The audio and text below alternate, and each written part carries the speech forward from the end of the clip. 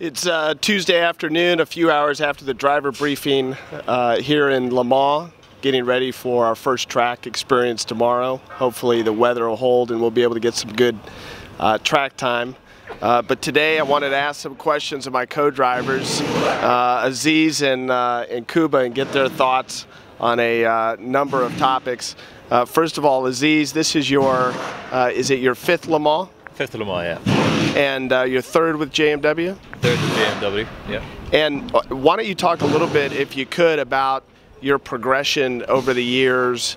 And last year I think you got under 4 minutes for the first time, and actually it was during the race, is that right? Yeah, definitely. I mean, you learn a lot when you come to Le Mans. The first year I came, it was an eye-opener.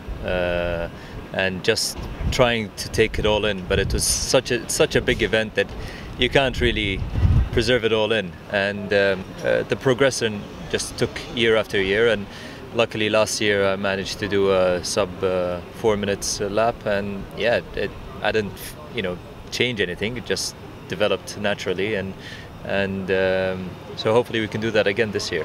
And as this wind kicks up, it reminds us of the weather of Le Mans. You've had an occasion to spend a fair amount of time in the wet here at Le Mans. Why don't you, for the people that are watching this, why don't you describe what it's like to race around this racetrack in the wet with the LMP1 cars and the closing speeds? It's crazy. Last year we had the first sector, which was completely wet, and the rest of the track dry.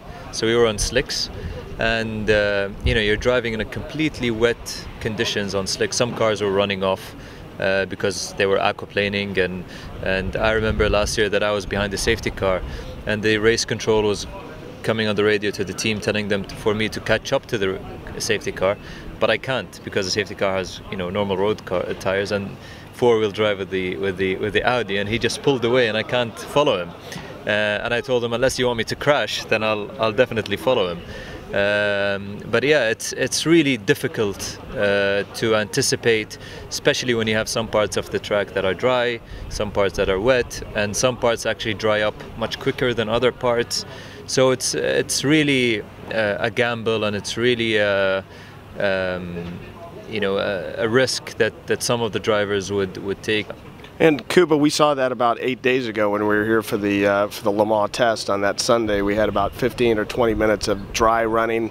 I think you got some dry laps in, and then the rest of the day was off and on rain. Why don't you talk a little bit about your experience and coming to Le Mans for the first time, having very little dry practice and immediately having to jump into the rain? I mean, on the beginning we were quite unhappy about the weather because we wanted to have more dry laps. At the end we maybe done 8 to 10 laps with slicks.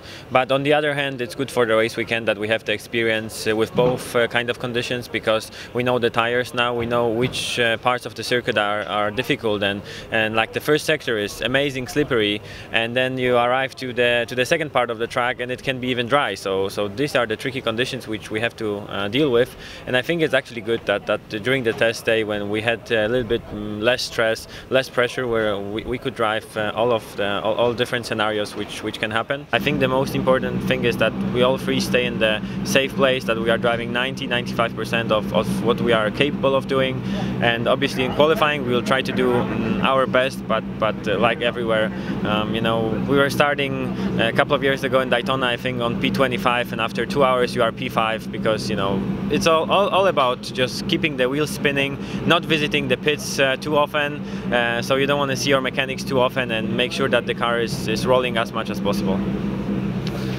There you have it, our report on Tuesday before tomorrow, big track day, and we're praying for dry.